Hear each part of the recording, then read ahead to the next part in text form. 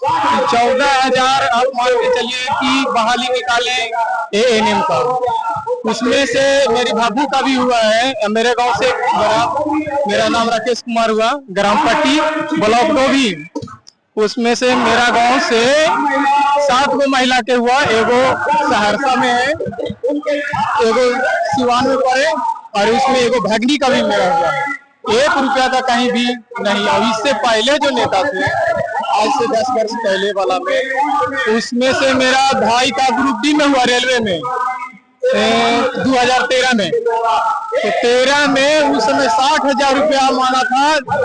बानो पड़ता है परवाटोनिया रांची में, उसको 2013 में तो कांग्रेस का सरकार था भैया। जो भी सरकार थी उस समय में, हम ये नहीं कह रहे हैं कि 2013 में किसकी सरकार थी, लेकिन ये कहेंगे कि बीजेपी की सरकार नहीं थी।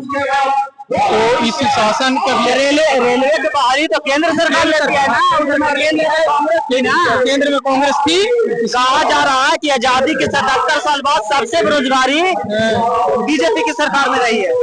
ये जो है ना से अफवाह है मेरे ख्याल से। आप मेरे यहाँ चलिए, पट्टी गांव है डोभी ब्लॉक के अंदर, 33 घर मेरा समाज है गांगी का, उसमें से 67 गो नौकरी है। अब कहिए तो मैं डाटा उसका बता दूं, मेरे पास अभी भी है, आप ब्लॉक में जाकर के देख सकते हैं। 33 घर में से 67 गो नौकरी है।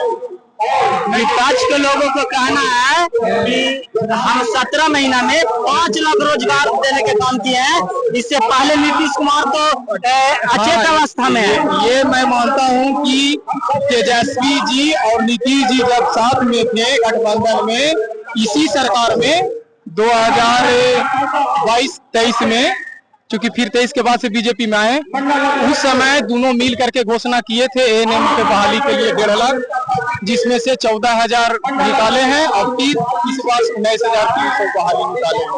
समझिए कि मैंने 23, 14 और 19, 10, 29 और 3, 33-34,000 जो बहाली निकाली गई, वो दोनों का योजना के तहत ही मैंने सम्मेलन करके किया गया था, लेकिन निकाले तो विपक्ष द्वारा तो यही कहा जा रहा है कि हम लोग के साथ में तो नीतीश कुमार काम कर रहे थे, लेकिन अभी तो नीतीश कुमार अचेत अवस्था में चल गए। विपक्ष के लोगों को कहना नहीं, ये गलत बात है, ये 100% गलत है और बहकावा है।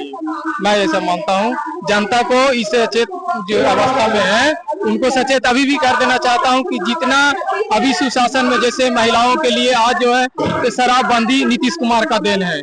लोग क्या करते थे कि शाम को कि दिन भर कमाए, शाम के बगैर दारू पिए वो घरे नहीं आते। अभी क्या लग रहा है कि शराबबंदी सफल है? शराबबंदी सफल नहीं है, लेकिन डर से रोड पर जितना हंगामा होता था वो नहीं। अभी भी मैं ये मानता हूँ कि हमारे क्षेत्र में भी दारू का कारोबार होता है, परंतु लुकी छिपी होता है, और इसमें प्रशासन एक चीज अपने ईमानदारी से बोलिए कि शराब जो बेचने वाले लोग होते थे, जो कोई प्रखंड में होते थे, पंचायत में होते थे, अब गांव घर घर में शराब बेचने वाले हो गए। क्या लग रहा है शराबबंदी सफल है या असफल है? असफल है, शराबबंदी असफल है, इसमें कोई शक नहीं है। इससे सरकार को नुकसान है कि फायदा है? इससे सरकार की नुकसान है। क्यों?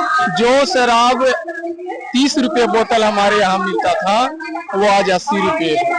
ये बात सही है, परंतु इसमें प्रशासन जो इसमें नीतीश कुमार का तो इसलिए बंद किया, लेकिन जो लोकल यहाँ का प्रशासनिक व्यवस्था हमारे बाराचट्टी थाना पड़ता है, बाराचट्टी थाना का, वो जो है से इसमें सहमति दे रहे हैं।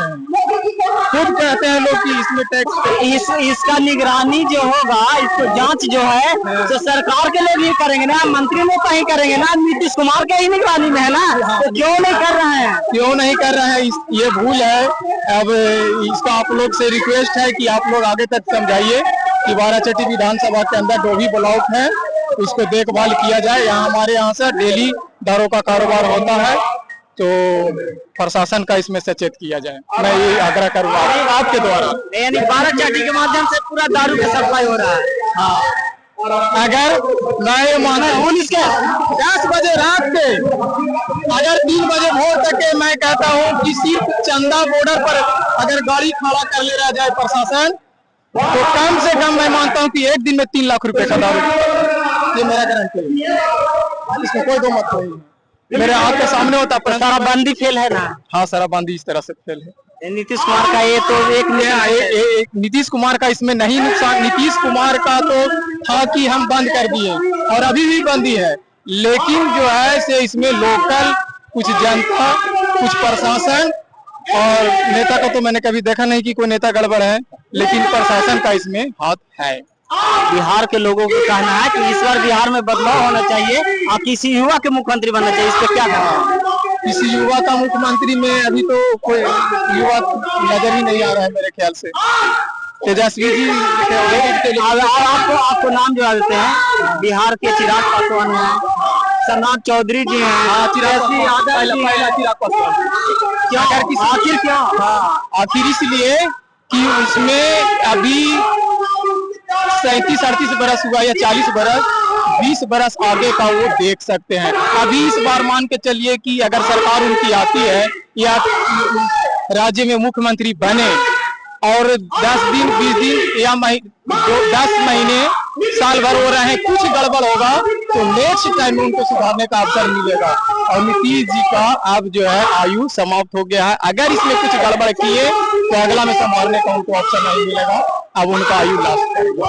इस हिसाब से मैं कह रहा हूँ चिराग पासवान को प्राथमिकता दिया जाए। यानी चिराग पासवान मुख्यमंत्री बिहार के लिए बेस्ट है एनडीए में।